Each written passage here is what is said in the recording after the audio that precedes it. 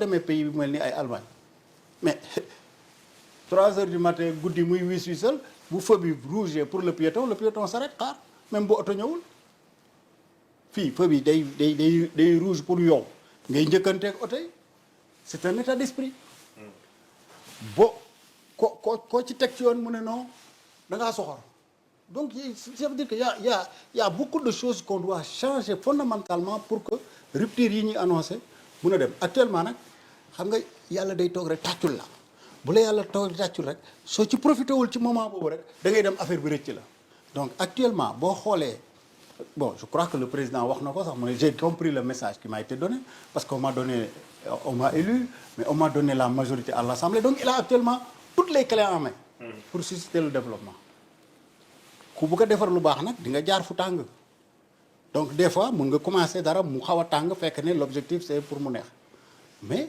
ça demande waxtaan ça demande que les gens comprennent fan nga bëgg a jëm ak loo ko bëgg a defee ak fan ngay def donc il y a un effort de communication intense à faire pour que les gens suivent la cadence parce que réew dafa mel ni bateau da ngay tourner volant bi xaar lu yàgg mu doog a jàdd donc te on a perdu beaucoup de choses liées à l'éducation et à l'instruction et à l'enseignement. D'accord. boo xoolee niveau d'instruction yi tey jii ñun on avait fait un petit sondage sur les élections présidentielles mais gis nañ ne 57,1% gars yi primaire la ñam ñi ci gën a jàng primaire la ñam su dee kooku xamul luy état mu war a bokk ci état war a nekk acteur ci état il faut nga former ko pour mu comprendre yow li ngay wax lan la pour mu adhérer ci li ngay wax lan la moo tax vraiment maa ngi ñaan képp koo xam ne yaa ngi liggéey ci lu jëm ci lu mbirum état ñu fexe ba gars yi comprendre lan ngay def pour que ñu mun ko. mais man yaakaar naa foofu système éducatif dafay daal di dugg parce que auparavant dañ doon am. li nga xamante ni moom lañ doon woowee éducation civique. voilà ci li nga xamante ni mooy école primaire. exactement tam am na tam leen. maintenant dafa am loo xamante ni quelques changements la ci système boobu de. am na tam leen lu am solo. dafa am suñ Sénégal service militaire c'est obligatoire mais gars yi duñ ko respecté donc il faut que ci réew mi waaw les textes depuis Macky Sall waaw c'est depuis dañ ko appliqué wul rek donc actuellement gisoon naa benn initiative bu ñu commencé woon quelque temps ñuy jël yenn fonctionnaires yi di leen yóbbu pendant peut-être 15 jours solo leen ay treuil jàngal leen lan mooy état parce que ku fekkee ne yow munoo yow ñu ne la ci xew mi nga bokk te xamoo ni ñuy feccee da ngay ñëw yàq ko donc citoyen dafa war a xam luy citoyen xam réew lan la su ko defee ci ngay mën a xam yow laaj sa àq laaj sa yelleef mais def say droit respecté ko mais yow boo xamul lan mooy état xamoo luy président xamoo luy ministre xamoo luy kii da nga gis rek na gis ay gars yi yoo xam ne ñu ngi yore seen oto di dawal nga ne way nii xamoo dara lu xaw. d'accord loolu bokk na ci défi yi nga xam ne mooy les plus importants défis pour la rupture parce que la rupture c'est la compréhension par la majorité des populations de ce que c'est que l'État et de pouvoir accompagner ces politiques. D'accord Momar Ndao ci kanam tuuti incha allah dañu ñëw ngir faire justement le dernier tour de table parce que c'est important ñu wax ko il nous reste pas moins de 30 minutes ci li nga moom mooy jëm ci li mais avant de poursuivre pour ñëw ci dernière interpellation bi Cheikh Sène rejoindre ñu bien entendu ci plateau bi je rappelle que yaa ngi fi woon ci canal ci sànq léegi balaa ñuy démarrer. Sur le plan économique, puisque je rappelle que vous êtes économiste de formation, sur le plan économique aujourd'hui, pour atteindre justement à cette souveraineté bi ñuy wax, pour justement atteindre à ce développement bi nga xamante ne ñu ngi wax, selon vous, c'est quoi les voies? Est-ce que jàpp nga ne yi ñu teg déjà nekk na ay voies yoo xamante ne war nañu mën a jot ce développement économique bi nga xamante ne ñu ngi koy wax? Oui, monsieur Senghor, ça sera un peu compliqué, mais vous me laissez le temps d'argumenter. Vous me laissez carrément le temps d'argumenter afin de combler le retard. Vous savez, il y a beaucoup d'obstacles. waaw dafa am ay obstacles yu bëri yoo xam ne d'accord dafa bëri obstacles yoo xam ne dafay tere ñu atteindre cette souveraineté économique. benn bi mooy dépendance à l'importation. On dépend trop à l'importation pour le riz et le blé. On importe beaucoup. Il y a ici une dépendance comment je pourrais dire, aux capitaux étrangers. On dépend trop aux capitaux étrangers. On a un endettement fort. L'endettement du Sénégal est très élevé. Le Premier ministre nous a dit que moom lu mu yaakaaroon ne moom moo fi nekku fi dafa sax tiit kon donc endettement soo ñëwee si dëkk moo am endettement bu kawe ñeent yi moo si tegu mooy le coût de l'emprunt day augmenter beneen bi mooy la capacité de financement pour le développement day wàññeeku beneen bi mooy suñ demee ba ci biir sax mën na am on sera trop dépendant à l'aide publique au développement venant de l'extérieur donc Sénégal li ñu war a liggéey li ñu war a def pour que souveraineté boobu ñu atteindre ko ce n'est pas un changement de monnaie il faut que le tissu industriel parce que on a un tissu industriel très faible dites non le franc CFA mënuñu ko buñ sax wax ci loolu parce que c'est pas la monnaie qui développe un pays et je le dis ici c'est pas parce que on quittera le franc CFA que le Sénégal va se développer. Mais la monnaie elle joue un rôle important. Le joue pas li nga xamante ni moom mooy la souveraineté économique d'un pays. Vous savez, je vais vous donner un exemple. Il y a beaucoup de pays qui ont leur monnaie. Le Mozambique, il a son monnaie. waaw ma ne dëkk yu bëri. yoo xam ne ils ont une faible économie dañoo am seen monnaie. waaye ñu yóbbu leen fenn ma cité si Guinée-Bissau, le Mozambique, le Madagascar, la Gambie, Guinée-Conakry et j'en passe. Mauritanie et j'en passe. Ça veut dire que monnaie, ça veut rien dire. Le CFA, c'est une très bonne monnaie. Maintenant, qu'est-ce qu'on peut faire? Ce que je propose en tant qu'économiste, c'est une monnaie commune. Est-ce que nous faire une monnaie unique pour qu'il y ait une budgétisation commune? Mais monnaie bi dara nekku ci. Voilà. Maintenant, Sénégal, fi ñu war a teg seen tànk mooy fan. Essayez de corriger les déséquilibres. Sénégal, est-ce que vous savez que l'économie sénégalaise dépend du secteur tertiaire? C'est le secteur tertiaire qui sous-tend l'économie sénégalaise. Et que ce secteur tertiaire-là est entre les mains des étrangers. Étrangers, ils n'ont qu'à yor. Parce que le secteur tertiaire, c'est quoi?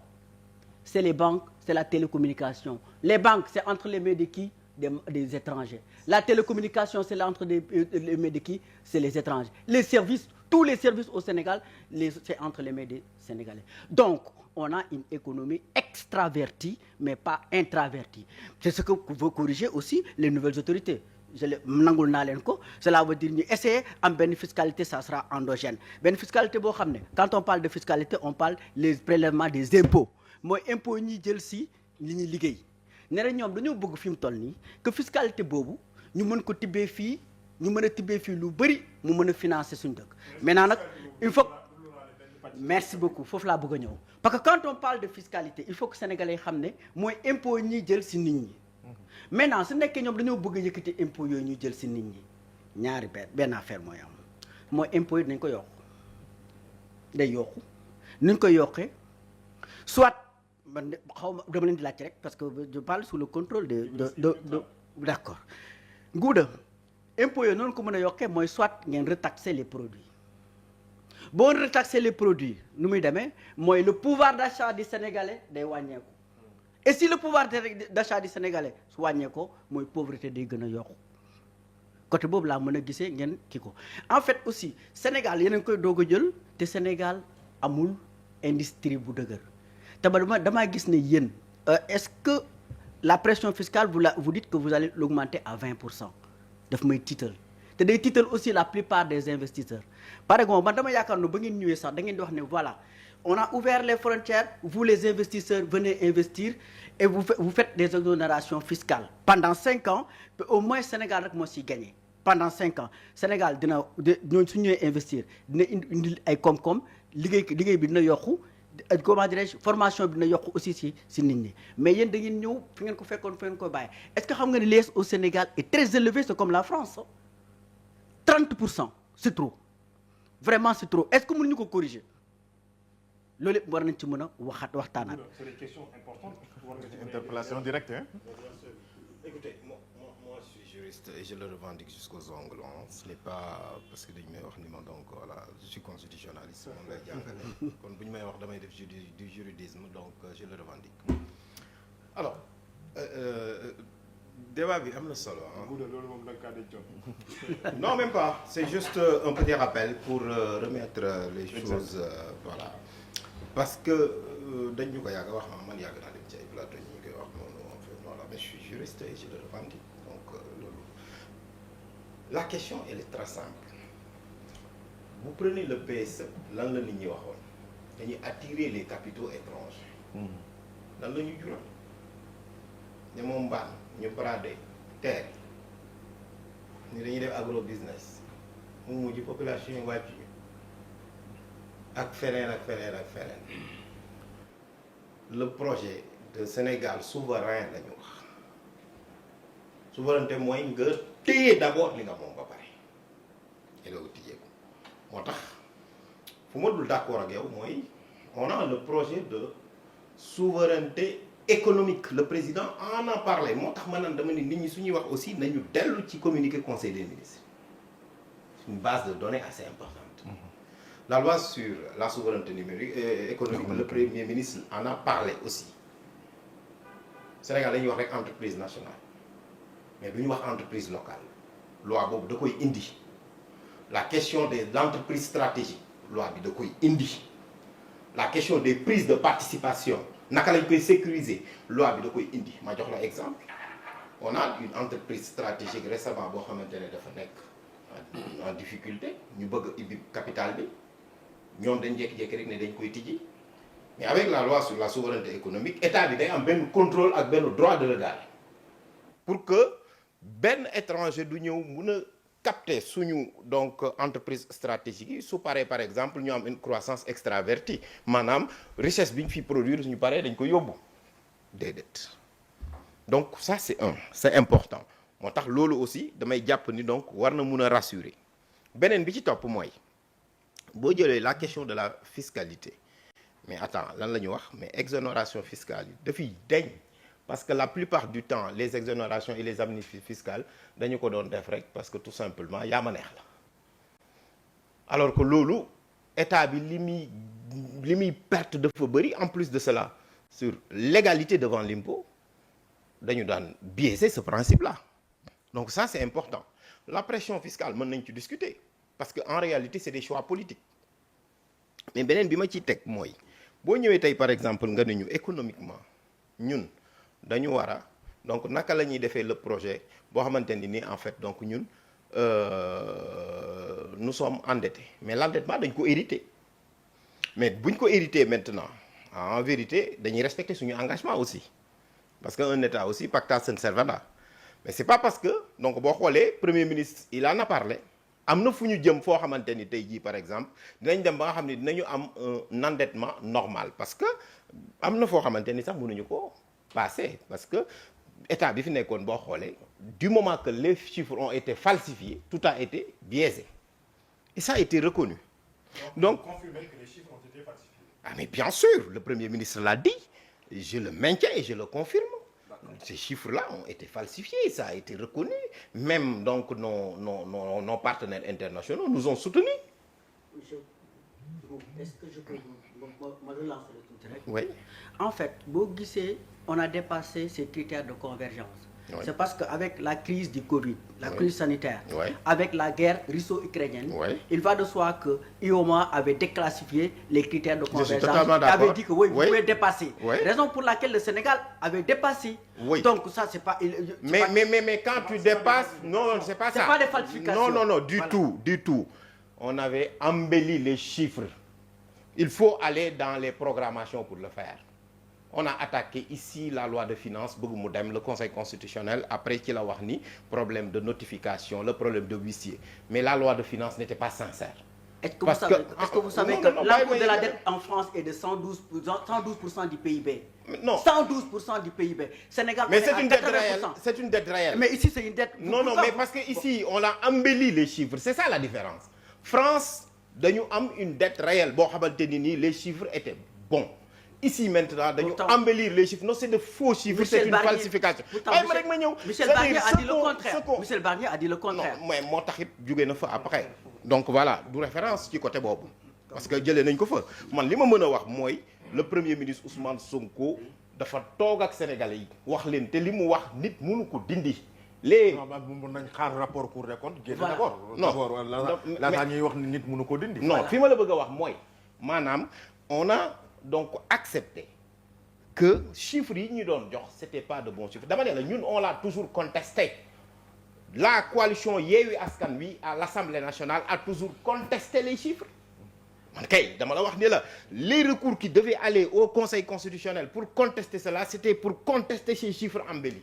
D'accord. Donc c'est pour te dire que en termes maintenant donc de travail le président de la République dafa am stratégie bu mu jël mooy lan bu ñu fàttee Ousmane Sonko moo njëkk a wax moo tax ma ne la tout est cohérent ma bàyyi nos autres kii ñu mën a wax sax d'ailleurs li ma bëgg a wax foofu mooy dafa am solo parce que débat bi fi mu ko indi am na solo parce que c'est ce qu'on a voulu faire avec même le je pense que El Hadj Malick l'a dit en fait l'aspect social c'est très important c'est-à-dire que day tax ñu leeral le discours du président de la République indi ko connecté ko mooy maanaam moom li mu wax man d'accorduma ci un peu parce que soo liiree Ousmane Sonko ak le président Bassirou Diomaye Diakhar Faye programme bi mu indi 2024 ak programme bi Ousmane Sonko yoroon 2019 donc soo xoolee le livre solution continuité la parce que dafa mus a wax ne le développement du Sénégal passe par l'industrialisation wax nañ ko sànq et industrialisation boobu le président de la République Bassirou Diomaye Diakhar Faye nan la wax dafa wax ni il nous faut être souverain mu ne cette souveraineté doit passer par une souveraineté économique il faut prendre une loi nga dooleel l'entreprise locale parce que dañuy wax ni toujours da ngay gis des étrangers yu ñëw yoo xamante ne entreprise de droit sénégalais rek la ñuy am mu doon entreprise nationale mais la question de l'entreprise locale kii mi ngi ko doon wax sànq Seck wax na dëgg la question de l'entreprise familiale et cetera maintenant loolu suñ ko dooleelee ça veut dire que en réalité donc suñuy travailleurs dina ci ñëw parce que en fait dañ ciy gis seen bopp parce que entreprise yi ñoo koy approprier wu ñoo koy moom c'est ça en fait la réalité c'est une sorte de sénégalisation de l'économie am na solo tout le temps maintenant souverain n'est-ce pas par rapport au monde mais aussi li ñu moom ñu téye ko mais boo demee dans le PSE li mu amoon mooy dañuy ibbi les capitaux et cetera gars yi wax naa la des cas de Mbane et autres là ce qui s'est passé. Est-ce que cette sénégalisation de l'économie du Sénégal n'a pas de limites ci li nga xam mooy le développement bi ñuy yor. On peut même pas en arriver pour d'ici 5 ans vous allez pas arriver à cela. Vous savez pourquoi monsieur? La vision c'est 2050. Merci beaucoup mais vous êtes élu pour 5 ans. Oui mais d'accord mais au moins c'est ça c'est 2050. Avant de parler de 2050 parlons des 5 ans. Parlez-nous des 5 ans à court terme. Qu'est-ce que vous voulez faire pour le Sénégal? C'est très important. Je n'ai rien contre vous mais vous êtes élu pour 5 ans. Parlez-nous vraiment réellement ce que vous pouvez faire pour les 5 ans. Mais le Premier ministre l'a fait. D'accord. Le Premier ministre qu'est-ce qu'il a dit? On peut parler du Premier ministre. Maintenant, je vous donner la carte blanche pour parler de ce que le Premier ministre a dit. Le Premier ministre li mu wax leer na mu ne moom tourisme sax dafay créer visa réciprocité. C'est dangereux. Mais selon vous, c'est très non Ngouda France lañu nekkoon ñun ñëpp fa nga jàngee fa la jàngee. Réciprocité suñ ko tekkee terme mooy lan mooy nit ki da ngay traiter à égal dignité avec une personne. Est-ce que yéen a yemoo mbagg diir ak ko yemoo mbagg. Maintenant ma jox la benn exemple les Occidentaux qui viennent au Sénégal ils viennent pour financer l'économie sénégalaise ils viennent pour faire tourner le tourisme quand ils viennent ils occupent les hôtels ils mangent dans les restaurants et ici ils financent aussi les activités connexes. Un Sénégalais qui part à l'étranger, à l'Occident, parce que vous me dites, quand vous me parlez de comment réciprocité de visa, s'il vous plaît, le Premier ministre n'a pas dit ça. Le Premier ministre il a dit ça. La réciprocité de visa, c'est clair. La réciprocité de visa, on vise les Occidentaux. On parle doucement. Le Premier ministre, ce qu'il a dit, c'est que concernant les visas, on va appliquer la réciprocité par rapport à ceux qui nous l'appliquent. Maintenant, il a dit qu'on va y travailler. Il a dit ça. Est-ce que je peux continuer le fond? Est-ce que mën naa continuer? D'accord, merci ci précision. Merci. Mais ma daaneel foofu, d'accord, merci. Mais en fait, c'est dangereux. Parce que vous savez, nekkul sax instauration lu bees. Dañ ko bëgg a indiwaat. Est-ce que vous savez qu'au temps de Wade, le ministre de la Culture d'alors, qui s'appelait Youssou Ndour, a instauré cela, ça n'a pas marché. C'était Macky Sall, n'est-ce pas? Donc merci. Mais c'était sous l'égide, c'était sous le ministère, comment dirais-je, le ministre était le ministre de la Culture. Exactement. Ça n'a pas marché du tout, monsieur Mboup. Monsieur Mboup, gis nga dans ce monde-là, il ne faut pas se créer des ennemis. Vous venez. Le Sénégal est un pays souverain. On le Arrêtez, sait. Est-ce que je peux continuer? aussi loolu. Mais waaw Boub, c'est-à-dire est-ce que que mën yow naa yaa ma continuer? dagg. Non, Est-ce que mën naa continuer? nga dagg ma. C'est-à-dire ce que je veux te dire mooy le Sénégal est un pays souverain. Je le sais. am na droit appliquer la Je réciprocité. le sais. bàyyi leen di wax naan woy D'accord. buñ ko defee et Est-ce cetera. que On mën ne naa continuer? réagit pas comme ça. Non. C'est-à-dire que nous on est Je dans parle un que dans- pays je qui parle est sur le plan souverain qui économique. s'appelle le Sénégal. ku ko appliquer maintenant des visas le Sénégal mën na ci liggéey xool nan la ñuy traiter à égale dignité. Notre dignité d'abord. D'accord. Nous préférons notre D'accord. dignité à ces questions-là dont D'accord. vous Moi, faites part. je parle que des questions économiques. Voilà, mais nous préférons notre dignité à ce que vous dites D'accord. d'abord. D'accord. Notre dignité Chef, d'abord. on va revenir Voilà. sur ça. On va Donc, revenir sur ça. donc il y aura, les inégalités vont se creuser davantage. Mais pourquoi vous le dites Chef, comme ça? chef, Vous on le va dites comme revenir sur ça. ça. Parce que vous savez pourquoi? Vous dites que vous Non, préférez, je veux pas vous préférez entrer votre dans dignité. ça. Vous préférez votre dignité. Non, c'est pas ce que vous dites. C'est-à-dire que vous dites, vous venez, vous dites que c'est dangereux, vous le balancez comme ça. Pourquoi c'est dangereux? Est-ce que son bail m'a Mais expliqué? un pays Son bail a m'a le expliqué. droit Si vous me laissez de le temps, je mettre vais les expliquer. conditions dans lesquelles on entre sur son territoire. Ngouda, on va revenir sur ça. Est-ce que mën naa- Chef, Pour on moi, va il n'y a revenir, pas de s'il vous problème plaît, par s'il vous rapport à plaît. ça. S'il vous Mais plaît, on va est-ce qu'on revenir peut sur ça, venir s'il pour vous dire plaît. que oui, si le Sénégal s'organise pour mettre en place des conditions pour que les gens puissent entrer dans ce pays, au-delà de ça, Ngouda, mais le d'accord. contrôle, la question de la sécurité internationale, On va revenir sur et la ça. question des visas, mais sais. participe aussi à la sécurisation des frontières. D'accord, on va revenir On sur saura ça. qui entre, On va revenir sur ça. combien On de peut sécuriser personnes cette sont là. fois-ci. Mais la question des étrangers s'est on posée poursuit. récemment. Absolument. C'est posé récemment. Aujourd'hui, avec les visas, mais on va maîtriser aussi le flux des étrangers. Je pense Et que il n'y vous aura parlez- pas de stigmatisation. Je pense qu'il y a Vous ne pouvez pas balancer incompréhension. quelque chose comme ça en disant- Non, je ne balance rien du Vous tout. parlez- Vous ne pouvez pas Cher, laisser le temps cher, c'est bon, d'expliquer. cher, on poursuit. Je Cette pourrais fois-ci, m'expliquer, hein. pour parler Vous d'autre me laissez chose. pas Voilà. Elhadji Malick Youm, un autre point. Je vous boo xamante ne assure c'est que pas je suis pour le- cela, mais je veux juste expliquer et alerter sur le Cher, plan c'est bien, économique. c'est bien. Ce que ça peut produire, Elhadji les conséquences D'accord. qui Quand même, en l'un des découler points de cela. les moins importants. Aujourd'hui, on parle aujourd'hui de On est d'accord qu'il y a l'union des avantages. du Sénégal, mais aussi Sénégal dafa nekk réew moo xamante ne dafa am Il y a des au avantages Sénégal et des inconvénients. diversifié, mais au Sénégal boo xamante dañoo yàgg a wax ne benn bopp la. Alors aujourd'hui sur cet aspect, est-ce que enseignement jaarale ko tàmbale ko ci suuf amu ci importance boo xamante ne war na ko jouer pour la refondation exactement de cette société bi nga xamante moom la ñu bëgg pour li ñuy wax yenn coow yi nga xamante mu ngi jóg ci biir réewu Sénégal yenn kàddu yi nga xamante ne mu ngi jóg pour diviser li nga xam moom mooy nekk ci biir réewu Sénégal ñu mën ko daal di taxawal ci nga xamante ne anam yu mucc ayib lay doon. question bu am solo nga posé question boobu def naa dinaa ci ñëw en 1 minute léegi mais au passage damay rappeler non très rapidement je dis que gis nga la question de l'économie je pense que comme ni ñu ko posé sànq échange bi peut-être am na le débat était un peu passionné c'est normal dañuy waxtaan di décortiquer décrypter également mais li ma ciy wax rek mooy surtout quand on parlait un peu de la question de la fiscalité damay rappeler ne ñun aussi dañu jëloon suñu temps déglu religieusement le premier ministre bi muy def DPG man li ma retenir parce que tamit ñun yooyu yëpp dañ ciy gëstu li mu wax c'est l'élargissement de l'assiette donc il faut ñu xam mooy lan donc il s'agit pas en tout cas il l'a dit clairement d'augmenter les impôts mais d'élargir l'assiette pourquoi parce que dafa am lu ñuy wax beaucoup d'entreprises yoo xam ne nii dañ leen di defal ay exonération et cetera et ñooñu ñëpp cette fois dañuy collecter pour am le maximum et d'ailleurs foofu économie d'échelle lay doon pour faire cotiser pour faire payer le maximum pour élargir un peu les ressources et je pense que si c'est ça c'est bon lu tax ma ne dama ciy revenir mooy dama leen di rappeler peut-être loo xam ne fàtte ngeen ko le 31 décembre 2013 le 31 décembre 2013 si discours à la nation si la Macky Sall annoncé woon ne day wàññi impôt travailleurs yi au Sénégal bi mu ñëwee le 31 donc décembre 2013 la ko annoncé ñu dem janvier le 31 décembre 2012 janvier 1er janvier 2013 donc mu noonu lu effectif à partir de ce mois kon tey régime bi je suis à peu près sûr que du def moins que ça mooy que tey comme li ma doon wax sànq suñu xaarul une baisse des impôts mënut a nekk ñu dem vers une augmentation des impôts pour les travailleurs loolu moom jàpp naa ne point d'attention la boo xam ne alors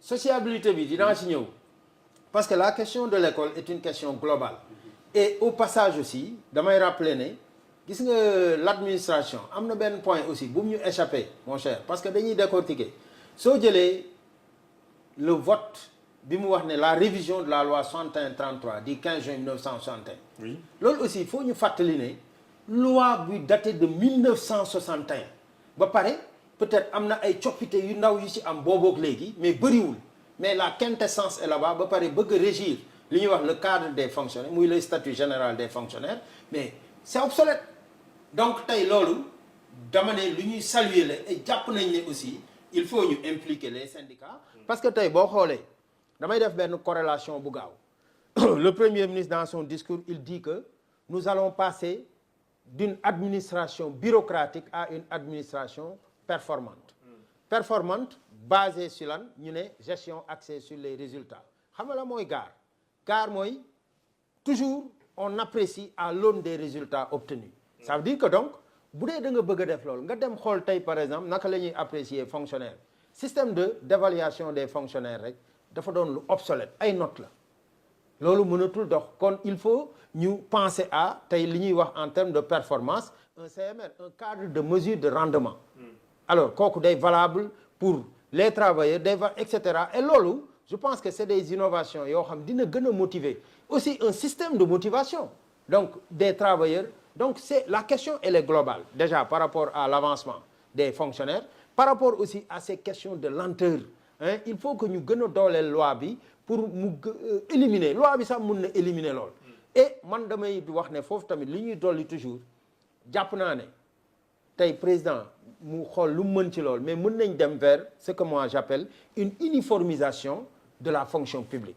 su ma la jëlee secteur éducation est-ce que xam nga y a 14 corps dans le secteur de l'éducation soo gisee coow li bëri ni 14 corps tey mun naa la ci suteel benn corps rek nga ne ma mais ñooñ fi ñu jógee musuma ko dégg les Mozart xamoo leen kenn xamu leen man mi nekk ci secteur bi xam naa leen il y a 14 corps dans un seul secteur boo demee ci yenn pays yi amul loolu dañuy fexe ba selon les segments d'enseignement ñii supérieur ñii nekk quand même moyen secondaire ñii nekk préscolaire élémentaire mais ñu xool naka la ñuy defee ba am benn corps unique quand même muy l'uniformisation nga xam ne déjà disparité yi indi souvent que ñuy am les plateformes là yu fees ak ay revendications sax su boobaa mën nañ ko éviter kon loolu vraiment lu ñuy dolli la ci xalaat yi pour xool ne dana indi tey saafara ci question décisionnaire yi parce que décisionnaire yi tey ñëpp a ngi dégg seen coow pourquoi parce que y a 2 poids 2 mesures mais bu ñu amee benn système d'entrée ñu régler ko par la question même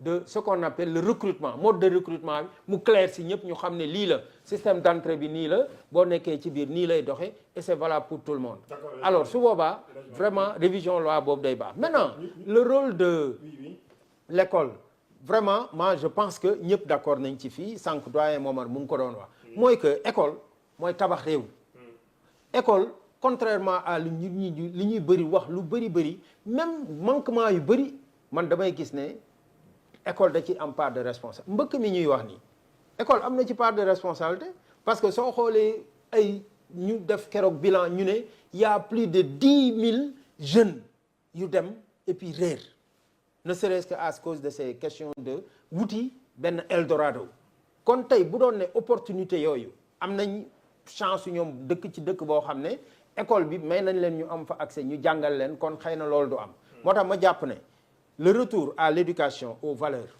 day doon élément bu baax pour la cohésion sociale moom comme ni mu ko waxee mu ne tey naka la ñuy def ba xaxarante bi toute cette violence etc mais il faut aussi ñu teg des stratégies comme tey ñu jàngal xale jàngal leen citoyenneté jàngal leen civisme même si ak ni ñu koy defee maintenant la faisabilité man il y a plein de choses à revoir tantôt doyen bi mu ngi wax ne pourquoi pas ñu def le retour au service militaire obligatoire ba professeur di wax ne c'est officiel dans les textes moi j'ai conçu un document que j'appelle le pacte pour la transformation de l'éducation mais dama ko fa préconiser dama ne comme ça se fait dans d'autres pays il faudrait que jeune bi su yeggee benn niveau ñu dugal ko 2 ans ou bien en tout cas mu def passage boobu pour gën a approprier wu cependant tey gis naa ñu def ay LINAC par exemple ak yooyu ñu ne aussi foofu objectif bi dafa bokk ci retour aux valeurs éducation aux valeurs citoyenneté etc mais attention dans la mise en œuvre nag ñun syndicat on a des choses à revoir pourquoi parce que gouvernance bi ci LINAC yi dafa waroon nekk conforme à la législation en vigueur parce que dans tous les lycées au Sénégal dafa am un personnel dédié boo xam ne ñoom ñoo war a diriger alors que loolu respecté wuñ ko foofu et au niveau aussi de l'intendance donc yooyu la et je pense que donc il y a beaucoup de choses à revoir et pour qu'on arrive à cette école là. Parce que quand même il faut le dire li duuf ci cin gi lépp xajul ci c'est très difficile aujourd'hui de pouvoir en tout cas prendre point par point pour détailler ko Momar Ndao quand on parle de sociabilité aussi yéen am ngeen ci responsabilité bu am solo aujourd'hui au regard des gens qui sont en quelque sorte dans la société civile nan la ñu war a taxawee pour que cette société sénégalaise bi ñu yàgg a gis yàgg am on c'est une société unie mais dans sa diversité ñu mën koo taxawalaat ci biir réewu Sénégal parce que quand même il faut le dire parfois ñu gis ay dérives yoo xamante ne ça peut apporter quelque chose de très difficile pour ce pays bu fekkente ne taxawuñ ci ngir daal di koy saafara. jërëjëf dama bëggoon rek am na lu la doon wax sànq. mooy li jëm ci chiffres yi. doyen yow tamit naa la wax 3 minutes nga am. waaw bu la neexee sax 1 minute mais c'est important. mais il a raison. Le gouvernement a raison. chiffres yi c'est faux. Cour des comptes bind na ko xam nga ñun on avait li ñuy wax le comité de suivi et des opérations fonds force Covid-19. man j'étais le porte-parole de la chose. ministres yi yëpp lañu auditionné bi ñu indi auditionné ministère des finances dàq nañ leen 4 fois ministère des finances day taxaw wax ne jox naa ministère de la santé 49 milliards ñu ne non c'est faux. Cour des comptes dem ne y a une différence de 8 milliards entre li ñu annoncé ne moom lañ jox ak ñii li ñu jot. ñu ne contribution volontaire yi 19 milliards maanaam nit ñi cotisé 19 milliards la mais ñoom bañ demee ci compte ba xaw ma 17 milliards lañ fa fekk. ñun biñ mujjee def la dernière mise à jour 25 milliards mooy contribution volontaire donc chiffre yi c'est faux c'est une réalité. c'est une réalité Cour des comptes wax na ko. parce que rien que rek sur la gestion du Covid li ngeen lire le truc de la Cour des comptes le rapport de la Cour des comptes c'est dedans. donc loolu waroon nekk débat sax chiffres yi moom baaxul. d'accord pourquoi baaxul pourquoi ñu kii ko ak loolu la ñu war a gëstu mais chiffres yi moom baaxul. d'accord pour revenir ci comprendre donc loolu bu mu nekk ci débat nañ bàyyi loolu. comprendre nga parce que Cour des comptes wax na ko ba pare te Cour des comptes mooy saytu dañuy wax ne def nañ 19 millions ñu ne ah bon ana compte bi ñu jox leen compte bi ñu dem ne fekkuñ fa 19 milliards. donc loolu du débat pour man dafa am yoo xam ne du débat daal nañ ko dem génne rek lu Cour des comptes wax le rapport est public les gens n'ont qu'à lire les rapports. D'accord. Et pour revenir sur la sociabilité et l'importance en tout cas liggéey bi ngeen ci war a def yéen pour. ñun liggéey bi ñu war a def mooy il faut qu'on contribue à éveiller le consommateur pour qu'il soit un consommateur averti et donc un citoyen nu ñu ko waxee illuminé. dans le sens positif du terme. parce que li ci nekk mooy tey yow consommateur bi dafa am rôle bu mu war a jouer mais pour mu jouer ko il faut que ñu sensibiliser ko. mais boo xoolee léegi ñu bari dañ foog ne le consommateur c'est les villes seulement mais ñun actuellement on reçoit des réclamations de villages yoo xam ne yow su ma la waxoon tur bi xam loo ko dañu wéy ñun on reçoit le réseau de la Guinée-Bissau pourquoi on ne reçoit pas notre réseau souveraineté électronique téléphonique et cetera wala nga gis ku ne ñun suñ zone li ñuy fay courant moo gën a cher parce que ñun dañu branché ci électrification rurale wala ndox dañu branché ci électrification rurale or ñi nga xam ne ils sont à 4 kilomètres sont branchés sur Sénélec ils payent beaucoup moins cher ñun ku taal fay taalul fay. donc yooyu on a réglé ça ba nga xam ne léegi li des mooy la harmonisation du comptage on a harmonisé les tarifs donc pour dire que le rôle que le consommateur doit jouer il est fondamental pour qu'on arrive à une bonne économie man loolu tax ñu proposer ne dans le sens de l'accompagnement de la recherche de la souveraineté que les Sénégalais s'approprient la consommation locale ñun sax on a proposé que le vendredi soit le jour du consommé local que vendredi nit ku yeewu rek day wax lépp loo xam ne mun naa ko remplacer ak un produit local naa ko jëf utiliser ko donc ça veut dire que cette conscientisation parce que le consommateur dafa war a xam l'acte de consommation qu'il commet quelle est son incidence sur l'économie nationale xam nga ni dina ñëw rek jënd benn affaire mais du xalaat lu tax loolu mu jënd noonu lan lay tëbbu ci économie bi il faut que tam état ñu sensibiliser leen pour que ñu xam ne man kat su ma jëndee soble mbay bi lii lay indi ci jeexital su ma jëndee ceeb bi mbay bi lii lay indi ci jeexital donc cette socialisation elle est extrêmement importante pour que l'accompagnement économique à la souveraineté puisse être réalisé avec la participation de tous les Sénégalais. Merci beaucoup Momar Ndao. Marina, en résumé. merci beaucoup Alamine daanaka daa mi xooj na gis naa gars yi ñu ngi mettre pression derrière mais quand même c'est quand même un plateau boo xamante ni c'était riche ci li nga xamante ni moom mooy li fi jip ci ay analyse ak ay idées yoo xamante ni tey yaakaar naa ñu doon seetaan plateau bi jëlee nañ ci njëriñ boo xamante ni suba daanaka ñu bëri dañ dugg ci at bu bees ak ay idées yu bees donc c'était ça l'objectif quand même ci li nga xamante ni moom mooy plateau bi que nit ñi malgré les contradictions quand même que puisse jaillir un consensus par rapport ak li nga xamante ni mooy les idées yoo xamante ni moom la ñuy mettre en place maintenant li nga xamante ni moom la ñu namm ci Sénégal rek mais un Sénégal de paix comme ni ko président waxee une cohésion boo xamante ni tey daf ñuy permettre ñu mën a dund en harmonie mais maintenant Ngouda j'ai envie de vous dire quelque chose ça veut dire aujourd'hui cet objectif du président de la République est-ce que vous savez que dafa am benn coup politique boo xamante ne dina poser ci opposition bi parce que au fur et à mesure mu leen di mettre au cœur de l'action gouvernementale ils n'ont plus la possibilité de sortir pour critiquer et là il est dafa leen di réduire au néant parce que tout simplement du ñu am élément boo xamante ni moom moo leen di permettre ñu mën a critiquer le gouvernement et que le président Macky Sall li mu doon wax réduire l'opposition à sa plus simple expression moom laa gis ni Diomaye moom la nekk di mettre en place malgré que diñ ci d'accord mais quand même gis naa ku boobu nga xamante ne moom la nekk di en tout cas man sama jàngat politique loolu laa gis quoi. kon le président de la République bi ñuy dem élection législative nit ñi ko wutal majorité mënoon na ni mais dafa ñëw ni que le meilleur gagne. Le président de la République pour moi il est de bonne foi et au-delà de ça il y a une question sur laquelle il est revenu boo xamante ni moom laa bëggoon tàggoo. Non au-delà de ça moi je pense que sur une question assez importante bon du ñu wax justice sociale parce que xam naa El Hadj Malick moom moo ko gën a mais justice en tant que telle voilà sur la justice bi mu waxee dafa ne donte jàmm waxtaan wala dara mais justice dafa war a am te loolu nag de toute façon donc c'est le cas non au-delà de la haute cour de justice mais il y a la loi d'amnistie voilà qui doit faire l'objet donc d'une nouvelle loi boo xamante ne da koy laal loi abrogation wala une loi interprétative boo xamante ne dafay ñëw avec effet rétroactif mais ça se fera et donc tout simplement tout ce qui est crime de sang cas de torture traitement inhumain et dégradant dafay dañ. Merci Ngouda ci li nga xam moom mooy leeral yooyu Cheikh merci encore une fois ça a été un plaisir de vous recevoir. Bon j'avais juste si vous avez 30 secondes pour wax ci éducation ak santé.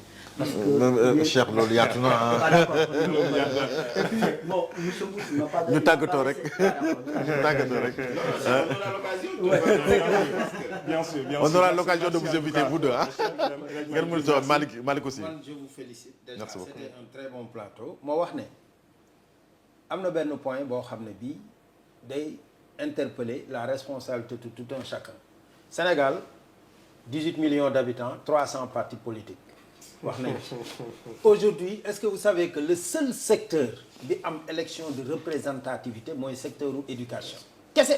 exactement naka lañ def ñëw ne dañuy def élection de représentativité ba pare syndicat bu amul 10% waroo mën a toog je pense que bu ñuy waxtaan tey waxante dëgg aussi modèle boobu faut que tamit acteurs politiques yi nangu soumettre à ce débat lii lañu bañal loolu moom ça s'impose et je terminerai par vraiment féliciter tout le monde je pense que wax nañ aussi la question de l'appurement du passif social nga xam ne ça nous tient à cœur ñu jàpp ne en tout cas bu ñu bëggee réew mi dal li prétexte la woon rek ku nekk wax say points parce que c'est important aussi ci li nga moom mooy le système éducatif merci doyen Momar Ndao mbégte la woon encore une fois ñu toog ak yow ci plateau bi c'est vrai qu'encore une fois c'est une occasion ma jégaluwaat parce que quand même yéen ñëpp vous n'avez pas en tout cas vous n'êtes pas parvenu à ressortir li nekkoon ak yéen tout mais quand même moi j'ai pas eu beaucoup de temps donc quand même bu loolu El Hadj non Ngouda bul wax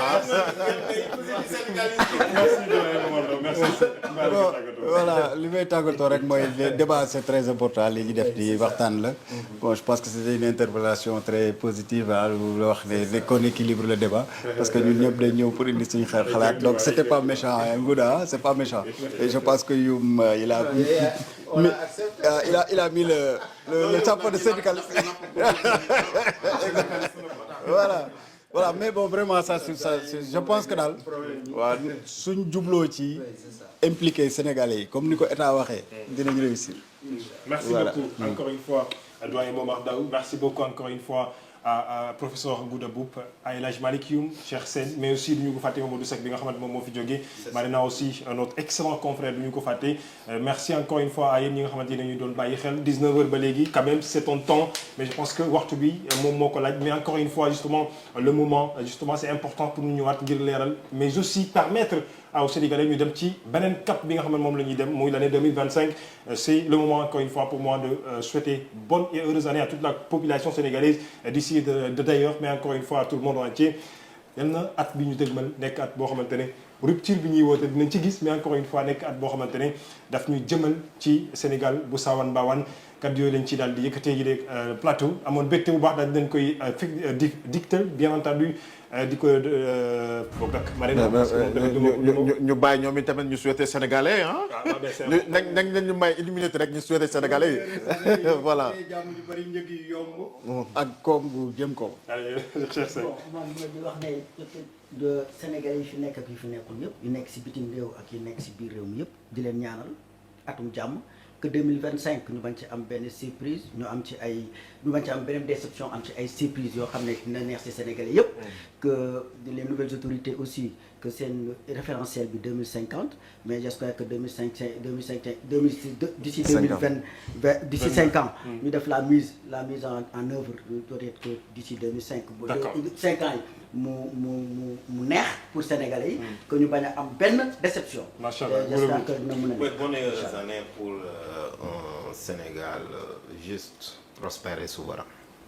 tawfeex ak taysiir la ñuy ñaanal ñëpp ñu nga xam ne waa adduna bi la ñuy wax parce que jàmm bi amee ci àdduna bi am fépp di ko ñaanal sénégalais yi ne fii ak yi ne bitim réew rawatina nag liggéeykatu Sénégal ñu am naataange loolu daal moom jàpp nañ ne 2025 yàlla na doon atum naataange pour liggéeykatu Sénégal. Macha Allah. Bonne et heureuse année Alamine à vous et à tous les travailleurs de Leral TV, Leral.net et de Leral FM d'ici Dakar, Touba, un peu partout du Sénégal nos correspondants yi nga xamante ni ñoom itamit ñu ngi ci région yi di battre un travail boo xamante ni dafa am solo lool ci li nga xamante ni moom mooy liggéey bi mais di souhaiter bonne et heureuse année à tous les Sénégalais ci li nga xamante ni ñoom ñoo nekk ci ay xat-xat ñu génn ci xat-xat yi ñi nga xamante ni nag poches yi diisuñu yàlla def poches yi ci 2025 bi poches yi gën a diis ci li nga xamante ni mooy gafaga gi ba dund ni askan wi ñëpp mën a gis seen bopp ci li nga xamante ni mooy tey ni nguur gi taxawee ak li nga xamante ni moom la ñu bëgg